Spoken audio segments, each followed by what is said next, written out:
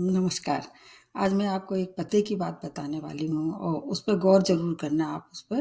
ज़्यादातर लोग इस बात से अनजान रहते हैं। जैसे अपने आपके घर में किसी नए शिशु ने जन्म लिया है, खुशियों का वातावरण होता है। आप उसकी जितने भी शुभचिंतक हैं, शुभेच्छा उसके अच्छे भविष्य की जो है कामना करते हैं।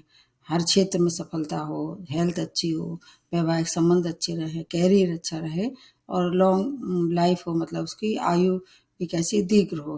पर उसमें क्या होता है कि आप नेटा चार्ट बनवाई या बनाई खुद भी या पंडितों से। पहले क्या है, हाथ से सब काम होते थे। पंडित बड़े आसानी से बता देते थे कि ये जन्मकालीन आपकी लग्न कौन सी है, बच्चे की कौन सी राशि है, और उसके आधार पर आप उसका नाम रख देते थे। विशेष तौर से राशि का जो पहला अक्षर है उसको प्रेफरेंस देते हैं। वो ठीक है, उसमें कोई खराब बात नहीं है, गलत बात नहीं है। आप उस नाम को तो रख ही सकते हैं। अब उसके अलावा आपको एक बात और देखनी है, तो उसमें आप अपने डेटा चार्ट में देखिए जो ग्रह सबसे ज़्यादा पावरफुल है डिग्री वाइज, या मान लीजिए वो बहुत उच्च राशि में है, अच्छे भाव में बैठा हुआ है और कारक ग्रह है और डिग्री उसकी बहुत अच्छी है, तो आप उसका दूसरा नाम उसके नाम मतलब उसको लेके रख सकते हैं।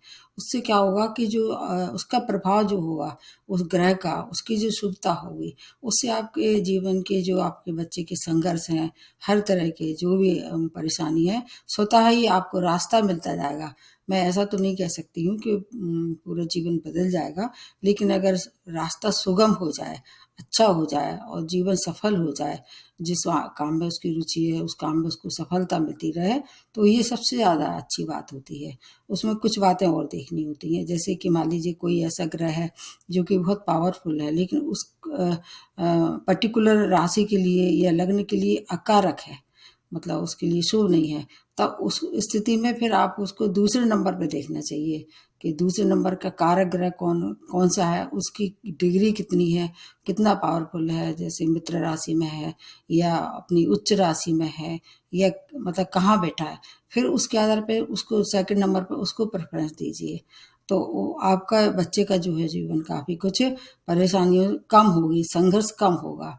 और जो आपने राशि का नाम लिखा है उसको आप अपने चाहे तो निकनेम की तरह यूज़ कर सकते हैं, या फिर उसको अपने तक रखिए। उसको लोकप्रियता के लिए वही नाम ज़्यादा प्रेफरेंस रखिए, जैसे स्कूल में या आपका जॉब में या मतलब बाहर कहीं भी किसी काम में यूज़ करना है, तो जो नाम आपने शुभेच्छा के लिए रखा है, मतलब उसकी अच्छे जीवन के लिए, सफलता भरे जीवन के लिए रखा है, वो उस नाम को ज़्यादा पॉपुलर कीजिए। ये आपको अगर समझ में नहीं आ रहा है तो आप फिर मेरे को कमेंट बॉक्स में लिख के पूछ सकते हैं। करके देखिए, इससे काफ़ी लोगों को फ़ायदा हुआ है। लोग नाम के स्पेलिंग भी बदल लेते हैं या इस तरह से कुछ और भी काम कर लेते हैं, उसके बारे में मैं फिर कभी आगे बताऊँगी। लेकिन एक तो ये देखना हो, और दूसरा अंकों के हिसाब से अगर आपने देखना नहीं होगा, आपने देखना चाहिए। अंकों के हिसाब से मैंने बहुत अच्छी-अच्छी रेमेडी बताई हैं, उसका पालन आप करिए, तो जीवन के संघर्ष निश्चित रूप से कम होंगे। जीवन है, संघर्ष होगा, आपको हर एक उतार-चढ़ाव का सामना करना पड़ेगा, लेकिन उतार-चढ़ाव से अगर आप बाहर आ जाते हैं, तो ये उससे अच्छी बात है। तो अगर आपको ये वीडियो अच्छा लग रहा है तो इसको लाइक और सब्सक्राइब अवश्य कीजिए, और अपने फ्रेंड्स को, अपने फैमिली मेंबर को शेयर करके, और मेरे से कुछ भी पूछना है निसंकोच आप कमेंट बॉक्स में पूछ सकते हैं। धन्यवाद।